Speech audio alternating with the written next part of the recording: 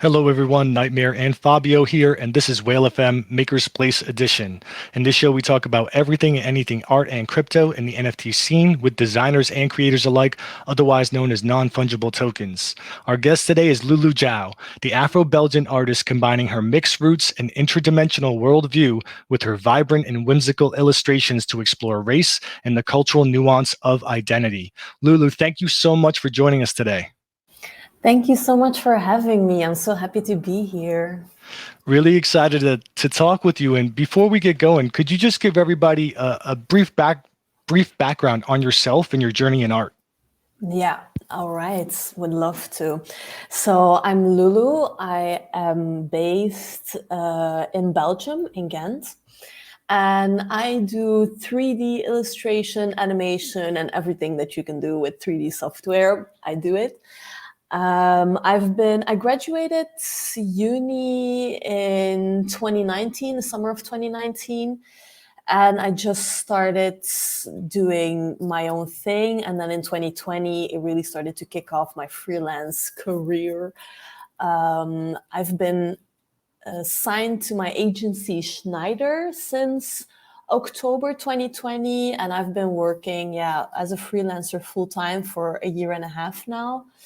And recently, my partner, very new, joined me in the Loulou Joao Evil Corp. And we work together now, the two of us, to work on our art projects and everything, especially animation. It's really a collaborative project. So we do that, the both of us. And so NFT, I got into it thanks to Ivy Gallery.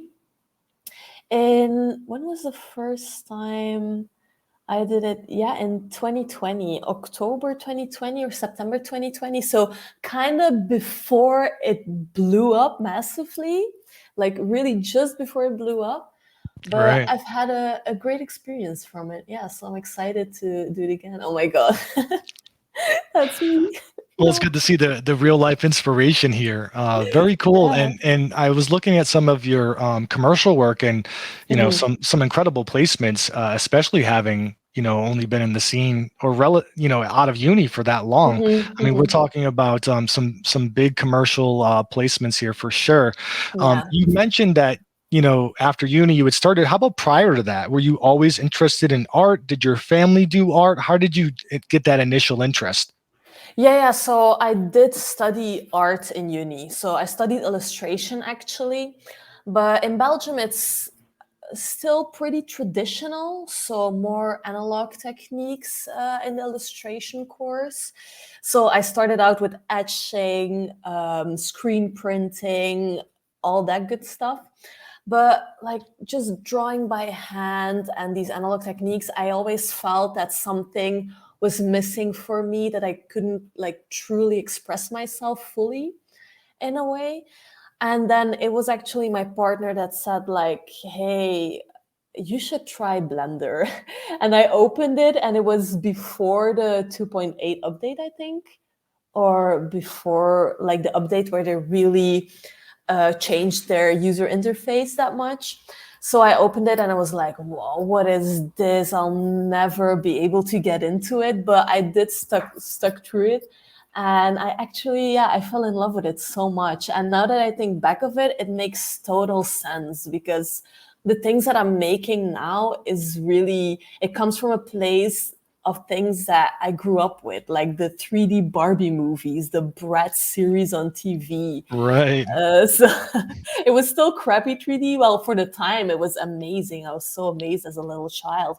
And I think, especially now, because when you think of 3D artists or 3D artwork, it is still like a very male dominated sphere.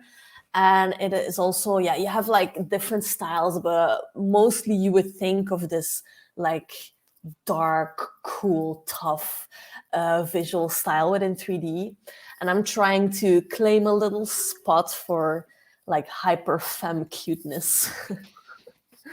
Yeah, you definitely have your own aesthetic, and would love to get to that in a little bit. Before uni, when you were young, did you always have an interest in art? I think I was a very creative child as I was young. I think I was like an only child for 10 years. So I had to keep myself busy for a long time. And my mom is also a single mom. So it was like, yeah, me and my mom. And I was alone a lot of the time. So I did have a very big imagination, I guess. And I was also very creative in how to spend my time alone. So I think so. I don't know if I would really call it artsy or interested in art because I didn't have that maybe referential upbringing. My mom didn't really stimulate me to look at like what art is these days or where everything comes from. But I think from my own, in an autodidactic way, I kind of found my space. Very cool. And when did that epiphany come for you? When did you say, "Hey, this is what I want to do. Like I really enjoy this. I want to do art." Well, it is quite a sensitive story, I think. It's I in high school I studied math and science, and I was pretty good at it. I wanted to pursue that further, but then yeah, I had like quite a lot of traumatic experiences as a child, and as a teenager, I really struggled with yeah, puberty and growing up and everything going on. So at some point, I actually had a mental breakdown, and I just couldn't be that person that just goes to school, just sits quiet and studies and be rational all the time. I felt like I needed something to express myself, something therapeutic in a way where I could analyze my environment, but also myself and my thought process. So then I wanted to get into art. So that's like really how it started because I felt like I needed it. But my mom, it's not easy to convince your mom to pursue an art career, especially when you're like 15 or 16.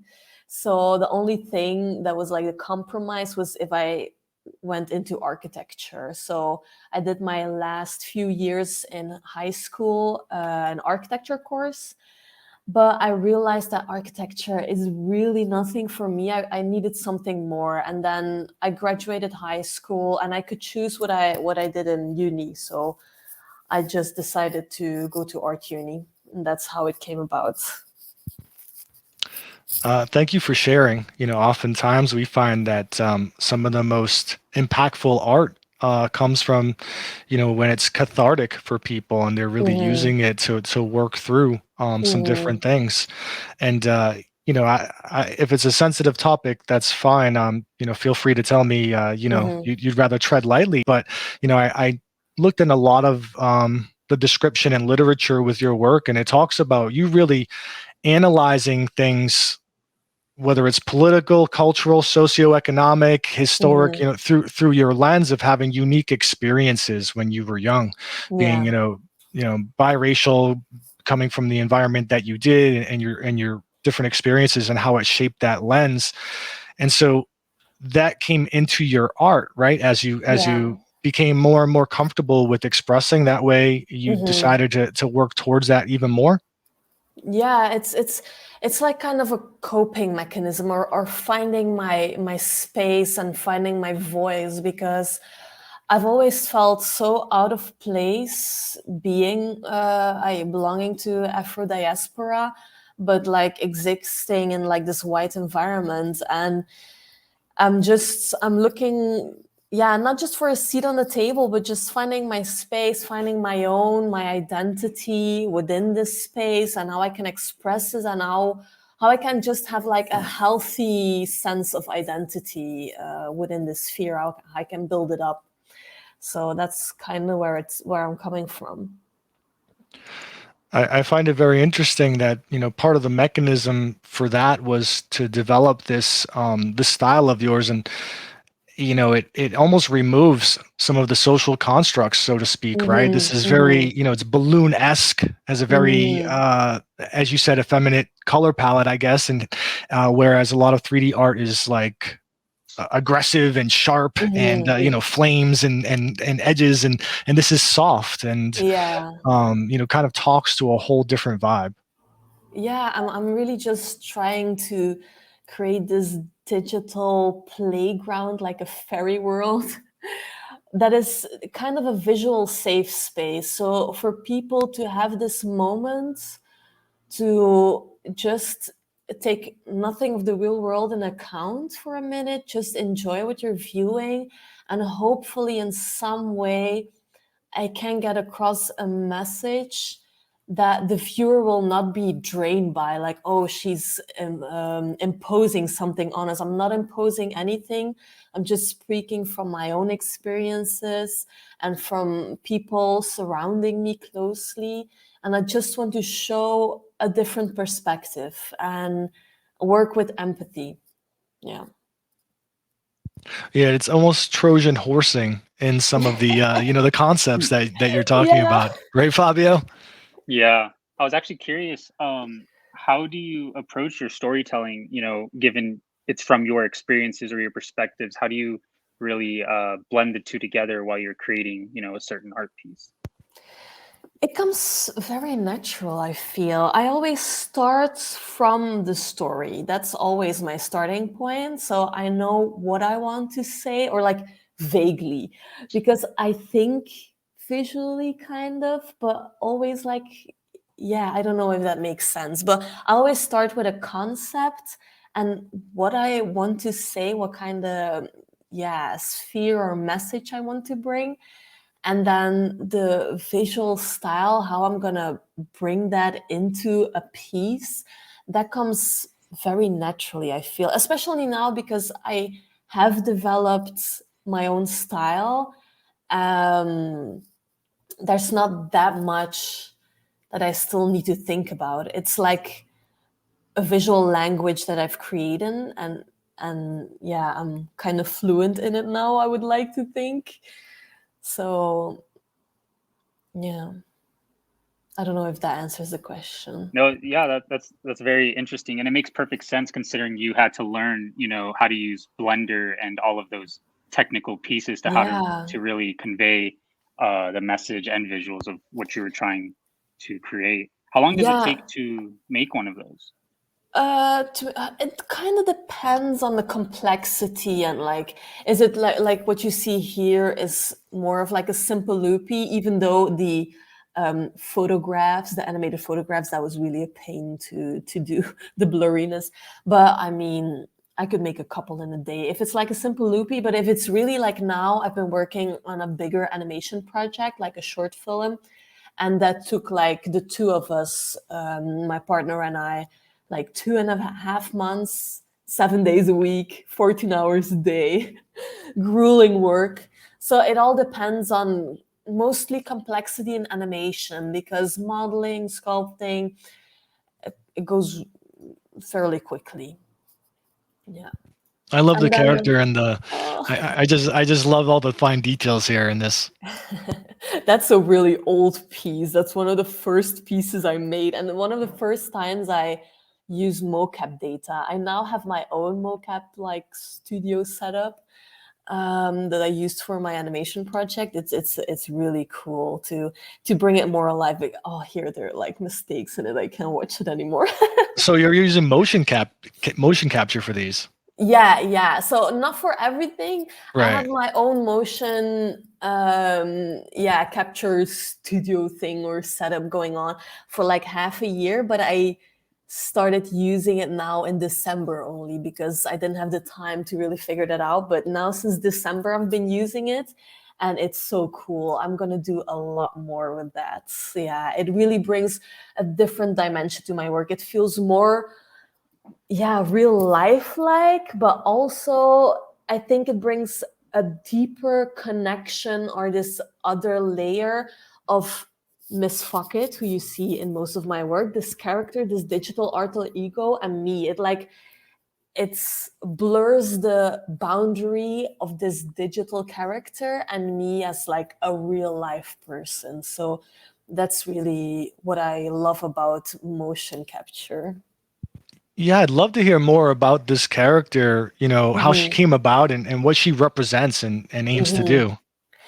Yeah, so Miss Fuckett, so she's my digital alter ego, and I created her really it's the first thing I created, this character, this like avatar, because I really wanted to create someone that I personally could relate to. So she is also like me, belonging to Afro diaspora, but she's purple, but she has these Afro puffs. She has this nice voluptuous body, and through her, around her, I'm building the fuck it verse. And in the fuck it verse, she can exist unapologetically. And she can just analyze and research her identity as somebody belonging to the Afro diaspora, but also really get in touch with herself. Who is she? What does blackness look like, or what does it mean to have, blackness and the expression of blackness, and what is like a different view of expression of that, besides that you're used to seeing all the time. So I really wanted to show this different perspective of it. But also I really want to research sexuality, but like in an empowerment way. Like, how can she take power of her sexuality? How can she express it in a way that she feels comfortable or feel in control in the setting? And I feel that the setting, the Fucketverse that I'm creating, is really a safe space for her to do this research in a way without any like real world blockades or boundaries stopping her from it. I love it because it's very nuanced and there's lots of layers to it, right? You're removing a lot of the social construct, even with coloration, with tonality, with ownership, who's controlling, which is a big part of your drop today that we'll get into in just a moment. But I just find it really intriguing that I could think about your artwork in so many different ways and see various meanings and ways to interpret and explore it. Yeah, that's what I try to do. I noticed in in some of the documentation that I had read that, one of the things it mentioned is that one approach that you would take into exploring with your art was to see blackness as a technology. Could you elaborate on that a little bit? Why I think blackness is a technology is because there's always this need to like evolve or do like a software update to navigate the space we're placed in. So because you're always being confronted with these stereotypes or these prejudice, or you're being held back in some kind of settings, and you really have to navigate your way in every aspect of life, and finding your way within that societal setting, it really feels like you're a software that's continuously updating and learning, and finding your way in how to navigate the sphere. So that's why I see blackness as a technology. That's a great analogy. I find that very interesting. I lived in a corporate environment at one point and was part of some diversity, equity, and inclusion, committees. And I'll remember the discussions, being, I'm biracial and a multicultural person myself, not Black though, but experiencing, some things of my own. And when it came to the discussion, it seemed so foreign to a lot of people that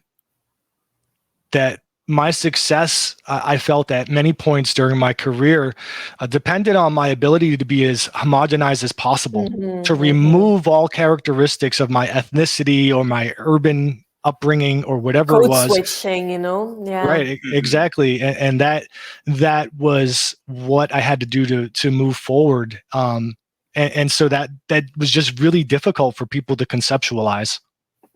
Yeah, of course. I mean, I feel that it's, and that's just with these blind spots. I think people that don't have to navigate these issues, they just don't see it because they don't experience it. So they don't really know that there's this extra layer of difficulty in life where a certain group of marginalized, people have to go through or have to navigate through and have to build tools to cope with. So, yeah. What I love about this narrative is, whereas in that conversation it was, hey, do you realize what this can do from a, from a self-worth perspective or whatever, thinking, hey, things that are innate about me and characteristic are things that I have to hide or change in Yeah. order to be successful. Instead, you take that narrative and say, hey, I have the ability to consistently be evolving and Yeah. upgrading and changing. So it kind of it reclaims ownership of it in a positive way. Yeah, that's really what I'm coming from, because I really believe in this narrative that, if we can't have a seat at the table, we have to build our own table. And I really want to show how valuable that can be and how interesting it is that, I mean, showing this different perspective, it has a lot of power because it's something that's not being, super represented in the mainstream. So there's a freshness to it, and it just holds a lot of power to take ownership of that and to push that narrative, that positive and different narrative where you can see like we exist, we're powerful, we're valuable, our voice matters, it should be heard, and there's beauty in our differences. Yeah. Yeah, no, agree 100%. Fabio, I think you had a question relative to kind of the process here or inspiration. Yeah, I was, how exactly has COVID and the pandemic, um, as well as just like living through the last, 2 years, impacted your creative process or how you approach, your art? Well, so that's, yeah, very interesting because like my career started during COVID and pandemic. So I feel like it has built everything that I do now. So I don't really know if I would have started earlier on, if there would be a big difference from how it is now. But I do feel that, especially working with Blender, this 3D software, being a digital artist primarily, that because of lockdown, I have gotten a lot of opportunities because people have been looking at animation and different ways of creating content or pieces to be shown commercially or artistically, since there's been this lack of opportunity to do physical stuff. So I've gotten a lot of opportunities because of that.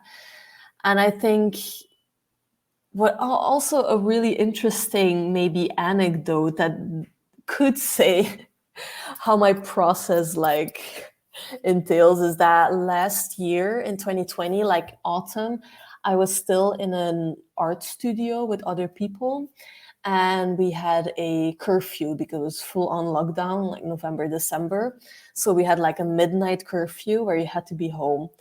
And I was working on a project for Spotify with Strange Beast. And it was such a unique experience to be working on a project, but having this limitation in time when you could work because of the curfew. Yeah, I don't work 9 to 5. I work better at night, I guess. So that was, I know at the moment, like at 10 before midnight, there was this whole group of people on bikes because in the city where I live, you can't drive in the car in the city center. So a lot of people have like bikes. Yeah, it was this piece. And then we had to work against the clock. It was a race against the clock. And then at 10 before midnight, we would jump on our bike and then race home like, oh, we have to get home before curfew. And that was like such a special period that I feel that, yeah, it's such a unique experience to be working in that way. And I think that really impacted the way that we worked.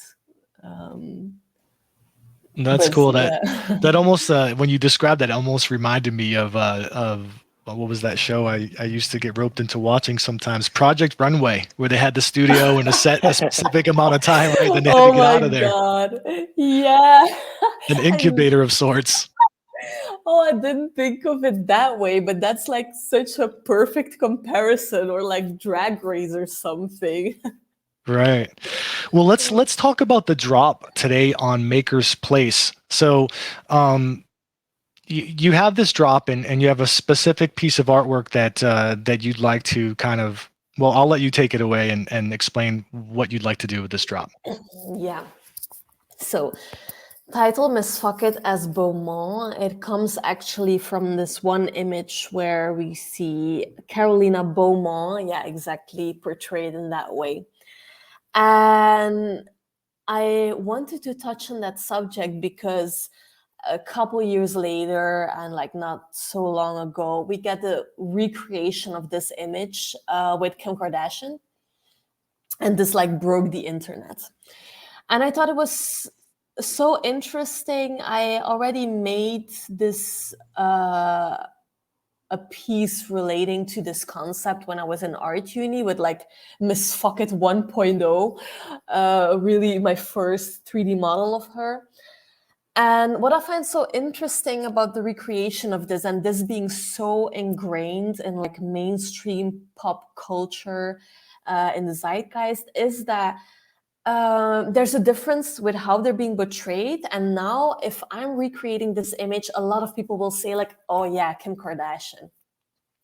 So it really made me think like, yeah, a lot of people don't really know that the original image was created with a black model, and the differences of portrayal of the female subject.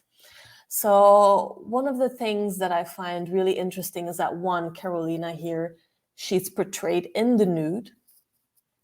And in the other Kim Kardashians, she is not. She has this gown that she's wearing, and you can see clear, like, I think it's very interesting that Kim K was, or she chose to do, or however the team, to do this pose, because, you know, the Kardashians, they've been accused of a lot of cultural appropriation and pretending or taking likenesses of Black beauty.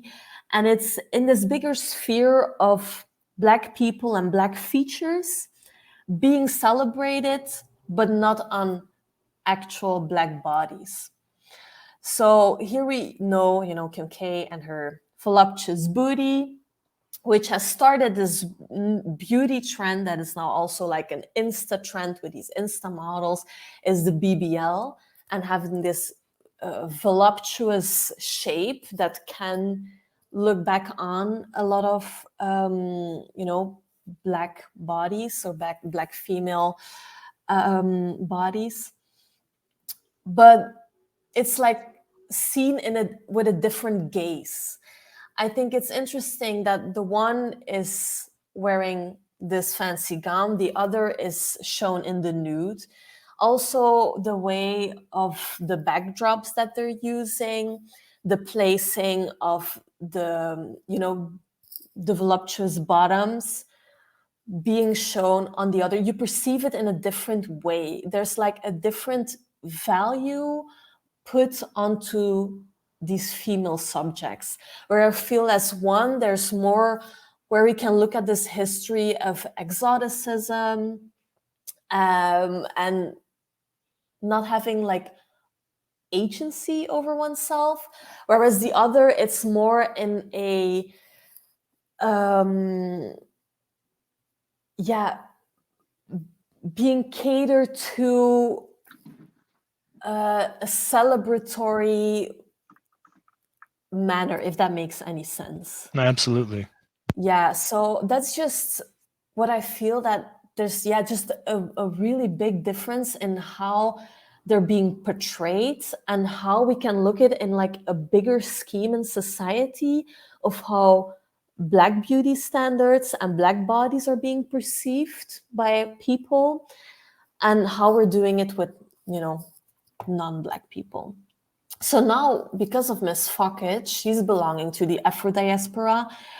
I want her to take ownership of that, because I don't want this iconic image to just be washed and be put into the canon of mainstream imagery as being like, oh yeah, that Kim K cover that broke the internet.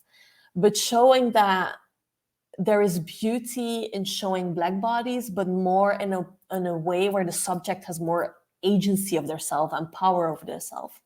And there might be a way, because Miss Fockett, she's still shown in this pose.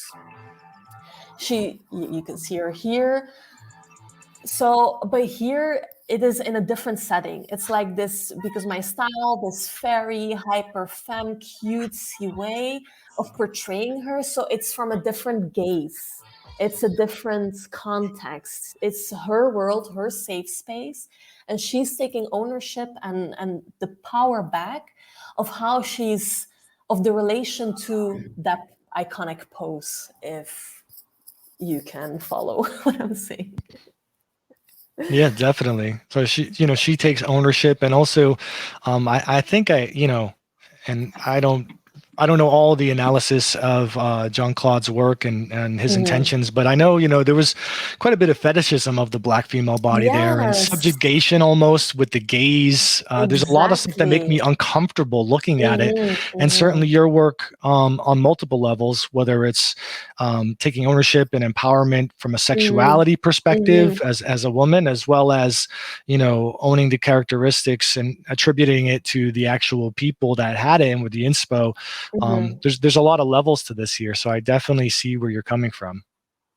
Yeah, because I mean the original pose, it's a very interesting composition. It's very beautiful, but you can see the gaze and how the subject is perceived here, according to how Black people are portrayed or perceived a lot of the times.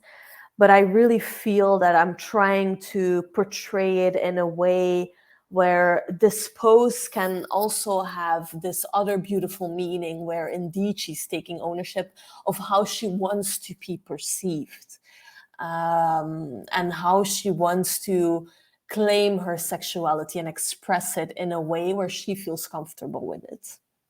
And she's saying like, yeah, look at me taking ownership of that. So. Right. And so for the drop, it looks like this piece, which is awesome, by the way, is the auction piece. So there'll be an auction available this evening for the full animation, and it has a great soundtrack as well. And then it looks like there are 3 limited edition, open editions for limited time variants of the pose itself, and a briefer animation. Actually, this is the original right here. Yeah. And then below there's a number of variants of her in the pose, kind of rotating as well. Yeah, exactly. And the sound was done by Estrabon. She's someone that I work with all the time to create my sound, and it's really amazing. He was at the studio that I worked with, when I had my art studio there. The Project Runway studio? Yeah, the Project Runway studio, exactly. And what he's able to do, add this extra layer, with sound, is absolutely amazing. And I've been able to work with him a lot of the times, also with my other animation project that I just stopped. And he's been able throughout like this year and a half to create this distinct Fockett's verse sounds. Like I have like this specific visual style. He's created that with the sound. So I think that's absolutely amazing. Yeah, and certainly for the auction piece, for sure, really talks to her strutting out and taking ownership. I feel like that's a really powerful sound accompaniment to that piece. Yeah, exactly.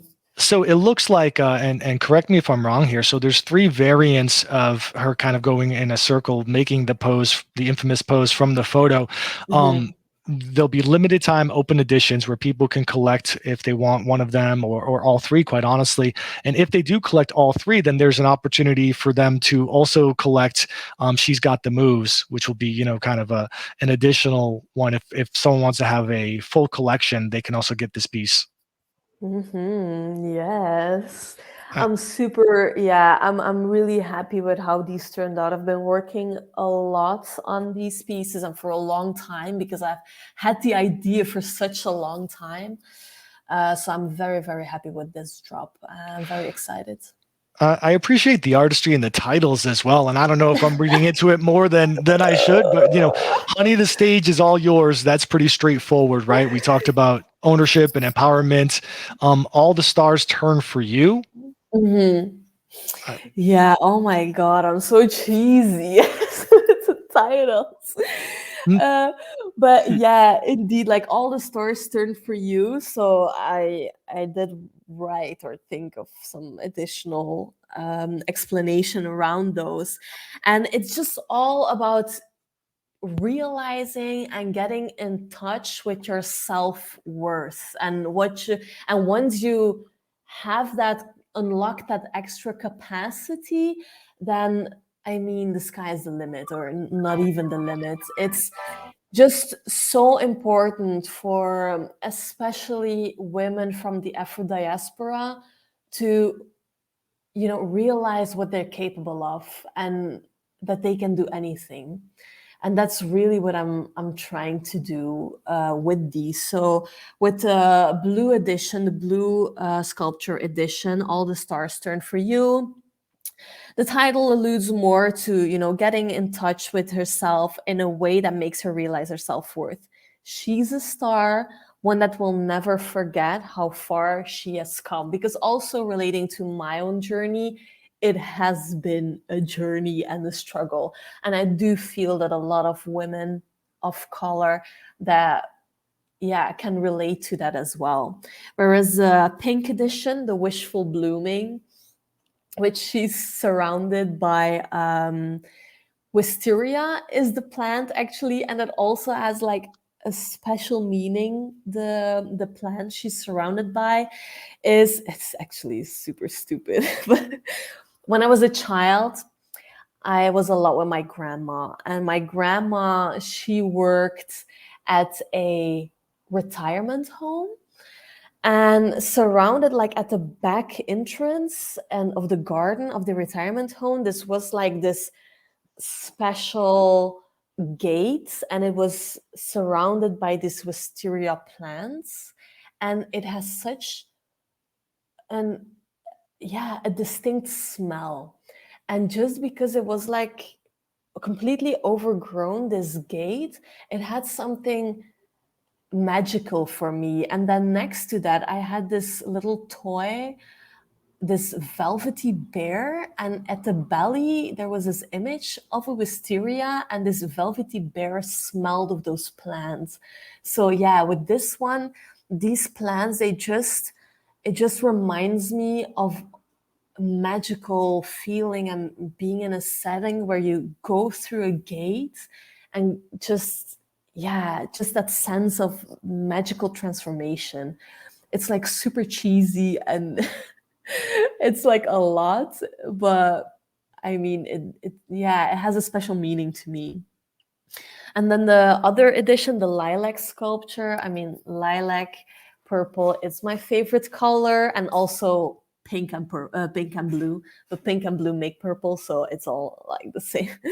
But the lilac edition, A Muse Amongst Ruins, it's just that, you know, she being the moment, a true piece of art herself. So not in relation only to the image, to the pose that she's taking, but just her as a person, knowing her self-worth, her capacity, her capabilities, is an art piece in itself. Because that's also very important to know, that when people from the Afro diaspora or from other marginalized communities just living and succeeding in whatever industry or whatever setting, just because we live in this societal setting that is built upon these blocks to work against us, when you succeed or just by existing in any way, it's a piece of art. It's an activist act. It's so much. It's everything. Awesome. And then she's got the moves as well. She's got the moves. It's just accumulation of all these previous pieces. And here she's doing like extra animated. She's extra animated within the pose. She's shaking her booty, shaking her booty. So it's the sculptures, the monochrome sculptures coming to life with everything that we've discussed before. Yeah. Awesome. And again, this is this evening, right? Well, it's this evening for us. The time may be a bit different for you there, but I believe it's 6:30. So approximately 6 hours, a little bit less from now. Yeah, for me, it will be morning almost, or no, it will be in the middle of the night. So it's going to be very interesting when I wake up. Very cool. I was curious, given the closeness this to, actual sculpting, do you create in any other mediums? No, I exclusively use Blender, and I refuse to use anything else. It's just I don't know why I'm so passionate about it, but I love the software and just also the community and the idea. It's free, it's open source, and I love it. There's like this whole community because I didn't learn this in school.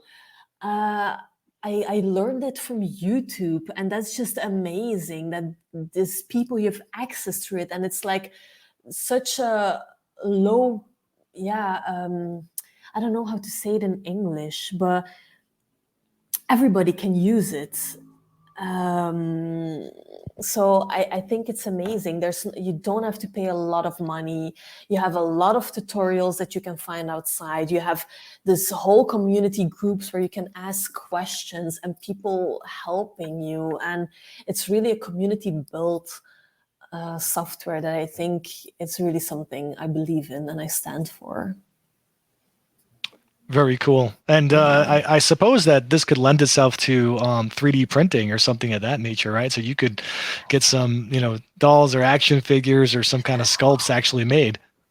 Well, I'm glad you are touching on that because I've been honestly working for a year and a half, but a year very extensively for looking how I can take my work out of the digital sense, but also bring it into the physical reality, but also have it make sense. I don't just want to make prints, even though printmaking is also a very important practice, but it wouldn't completely make sense to me to just make a print from my work, even though I have sometimes it's fun. But I really want to create art pieces that are also standalone physical pieces, if that makes any sense. And I've been working on creating a workflow to do just that. And I'll be showing more on that soon. And something very exciting is that Misfucket as Beaumont, these sculptures that you see now, they are being produced as physical sculptures as well. So hopefully soon. I've been working on it for almost a year, so it's been a really big process.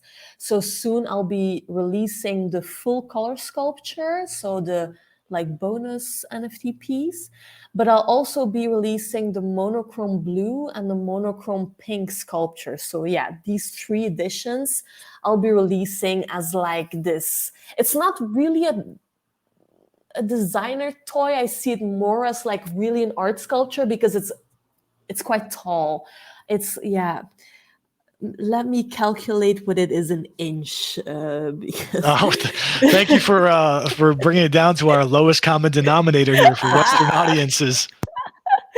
So I first mentioned it's 28.5 centimeters, and an inch that's 11.22 inch, if that makes sense. Right. Yeah, no, those are good sizes. Yeah, it's quite big. It's quite big, bigger than a toy, but I'm so excited for it. So people will be able to buy the physical sculpture as well in early this year. So I'm just waiting for everything to be finalized. Very cool. Well, I'm glad that we were thinking along the same path as you. I'm sure that means other people are Yeah, excited for it and want to see it as well. yeah, I hope so. A lot of comments from the community as they've been watching this that they appreciate the warmth and the details like the scarves and whatnot that they had seen. So a lot of people are really taking to it and enjoying what you've put forward here. Oh, thanks so much. That really means a lot to me. Yeah, it really means a lot. So I don't know if there are any questions. Oh, can I see the comments as well? Oh, no. There's some in our Discord, and people are DMing us with questions as well. So if you have a few more minutes, we do have a few more questions for you also. Yes, for sure, for sure.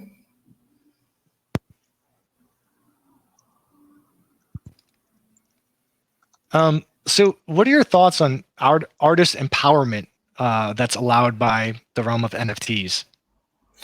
Yeah, I think it's really great. I think it's amazing that you're not dependent on this industry that's also like quite being gatekept, if we're being honest. That only allows for like a few to live from their art, if there is any possibility. So I do like that it gives artists the freedom or autonomy to create their art. And so yeah, I think it's great. That's something that I really appreciate of the whole NFT development that's been going on. I may be reading into this too much, but I noticed all these sculptures as well as on one of your pieces with the pillars. There's a lot of things that I personally would relate to Greek art and just how that is, has been historically saved and pushed through human history. And so I think it's very interesting, how you touch on those to really focus on the fact that Black art and specifically women in art, carry that same weight, and it's not any less. Yes, and I would like to say something extra about that. That with Roman and Greek art from the history, when it was revived or seen as the epitome of what art should be during like Renaissance classicist art movement, was that a big factor on that was the whiteness that was perceived, or they used it within their narrative that whiteness is pureness, like marble statues and everything.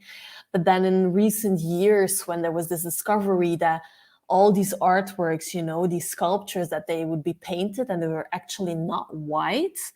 So I think that's very interesting how we've been living in this narrative that's been pushed towards us, that just this trope of whiteness and pureness and goodness, that it's just a made up concept.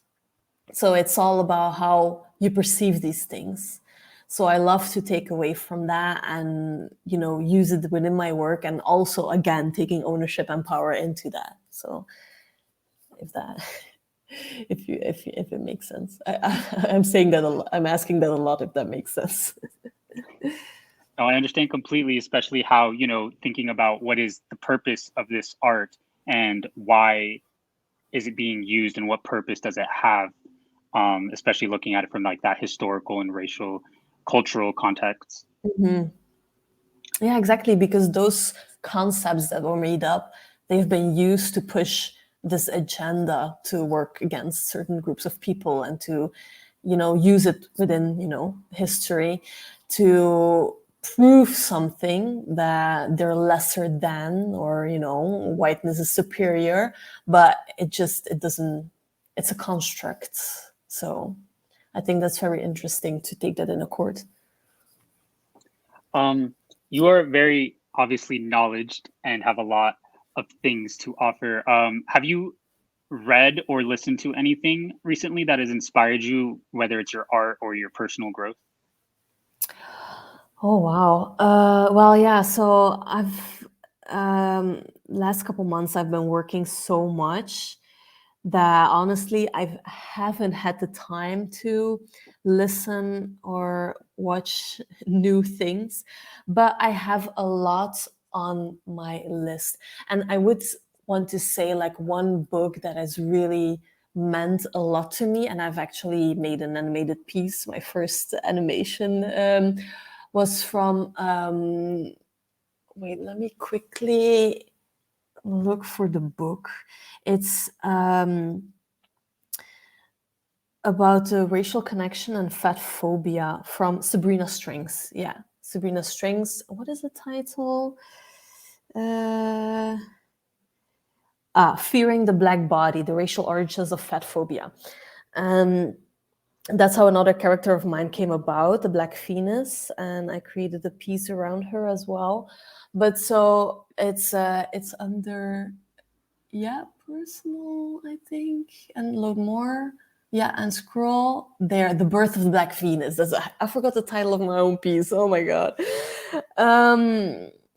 But that was a very, yeah, it looks super crappy now because now I'm so much better than a year and a half ago. But it was a very important piece for me to make. And it was inspired by the book, by the first chapter of the book, The Black Venus. And I read a lot of books like that. Well, I would like to read a lot more, but soon I'm going to go on a vacation and I'll be reading a lot. So also other authors that I love to read is Audre Lorde, Frantz Fanon as well. So it's, yeah, I read stuff like that. Yeah. Did I answer your question? It did. Thank you so much. Yeah. I'm here writing down some notes for books to look for reference. I did have a follow-up question for you. You know, you talk about, gatekeeping relative to the traditional art world, and we're doing a lot of talk about representation. What are your thoughts on that context as it relates to the NFT space as it exists now? Sorry, can you repeat the question? Yeah. What are your thoughts on representation and Yeah. gatekeeping in the NFT space? Yeah, I think that also comes back to just a 3D digital art world that is very male dominated, white male dominated. And I think that exactly for that reason, it's important that a person like me inserts myself in that space to, really show what is also like more possible. That it's not just the people that you see overrepresented being able to do these things. There's like a whole diverse spectrum of people that work with digital software, that can create their pieces, that are visually diverse, that are conceptual, that have some conceptuality ingrained into it as well, and that are also existing within this NFT sphere. So Makes perfect sense. Thank you.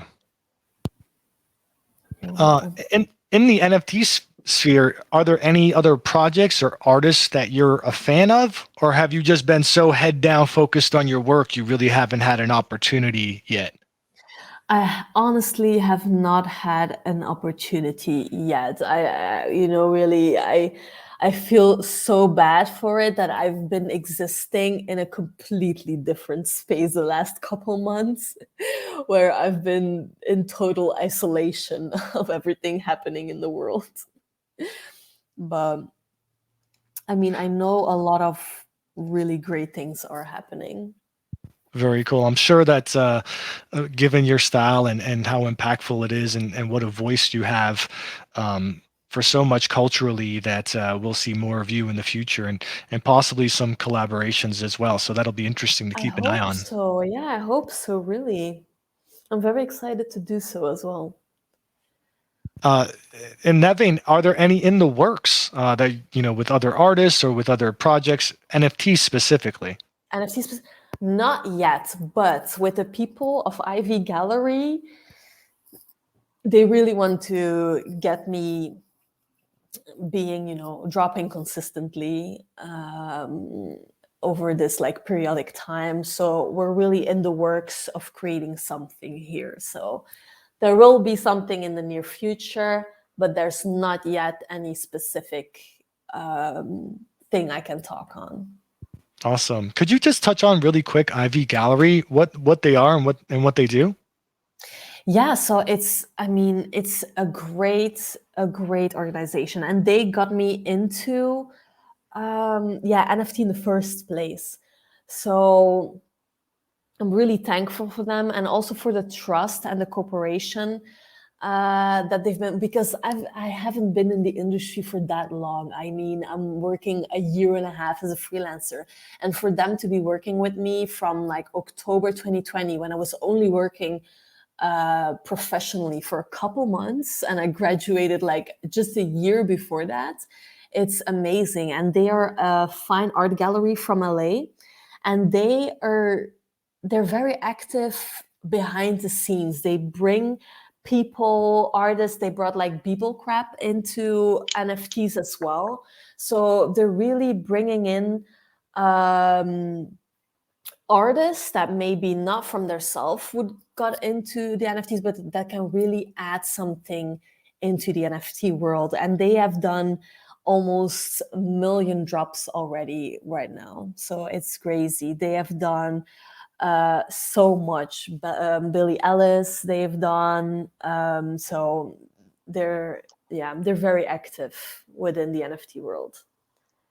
Well, it looks like they landed another all-star with you as well. So certainly an organization that I should be privy to.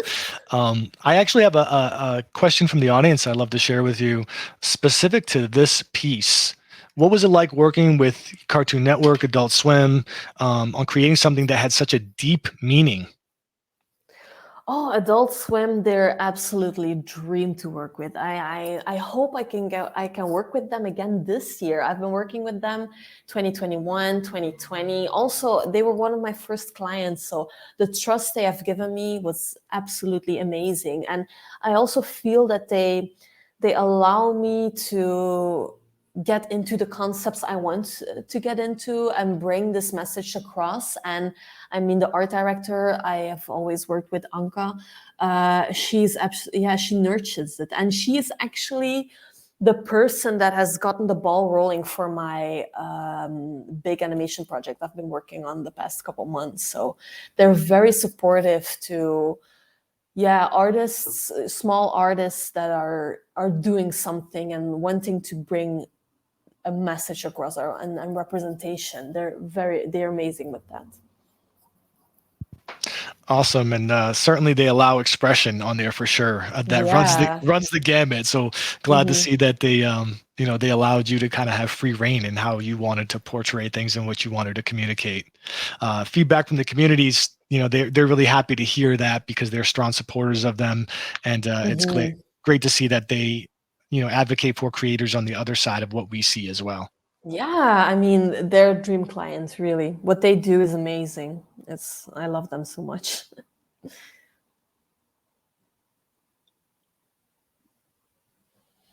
So yeah, I don't know if there are any other questions. Yeah, no, actually we did have one more. I know we're up against the hour, so maybe this is a good one to cap off on. How have you grown as an artist over the past year? Is there anything you wish you've known earlier or that really stands out to you as being a progression that was landmark for you? I'm sorry, can you repeat it again? I'm getting a little bit chaotic in my head. Yeah, no. What's something that was a big growth or change for you over the past year in your art? Yeah. Wow, 2021 was actually very impactful for me. I worked a lot on myself just as a person, and how my art relates to me as a person and how I relate to it, like how it's ingrained into my life, but also how I'm positioned in an artist in the industry and what I want to work towards too. So I said in the beginning of the year, I wanted to get a little bit more into animation, and that's what I've been doing. And now I really also want to get more into physical gallery work. So that's what I'm gonna, really push this year. But like I said, I've been animation-wise, I've been growing so much, and it's also thanks to the motion capture setup that I got. Also, shout out to Rococo Studios for believing in me and my work and providing me with the setup. So it has brought this extra layer and bringing my world, my digital world, really to life. So I'm very excited for what's to come. I feel that in 2021, I've done a lot of research and doing the work that I hopefully now in 2022 I can express, and that people really can see like, wow, she's improved a lot, because that's what I'm trying to do. I'm really trying to make something high quality, not just visually but also conceptually, and really create like a Fucketverse empire. That's my goal. So I'm working on that, and yeah, the journey is amazing. Awesome. We actually had one late breaking question I wanted to run by you, because it's from a community member that's super psyched that we're talking to you today. They wanted to know if you have any creator communities that you find to be super helpful or very supportive, whether that's personal growth or your creative growth. What do you find to be, a good environment, whether it's online or elsewhere? It's mostly online, I do have to say, and I think that I have really built some very good connections with other creatives on Instagram. It's like I have a love-hate relationship with the platform, or maybe social media in general, maybe. But I've really gotten in touch with people that are also working with Blender, or just also 3D digital artists, or that in the animation industry. And there's such a big support. We really support each other in every aspect of life. And I think I've really built like a network of people that are behind me and support me. So that's been amazing. Well, Awesome. Go ahead. No, go Fabio. Sorry to jump in. I just wanted to remind everybody that the drop is today, so happening at 6:30 p.m. Eastern Standard Time. If anyone wants to get involved, it's on the front page of Makersplace, or you could look for Loulou's name as well. And what looks to be really an iconic piece, and maybe the first of many to come. Yeah, thank you really for having me. I love the questions. I hope what I said made sense. It was worth listening to for everyone. But I'm so happy, and thank you so much for having me. Really, I'm very excited. Thank you for joining. We're thankful that you're continuing these important conversations through this art form that you chose, and the way that you choose to tell it is very, very impactful. And I really love the artwork. Thanks for saying that. It means a lot, really. All right. Well, best of luck in the auction and the drop this evening. I'm sure you don't need it. I'm sure that there are people from our community excited to take part, and we're excited to watch how you continue to progress in this industry, having amassed such amazing talent and put together such awesome artwork and statement pieces. Quite honestly, so early. So we will eagerly be watching your development, my friend. Stop! Thank you so much. Too sweet. Have a good one. Bye bye. Bye bye.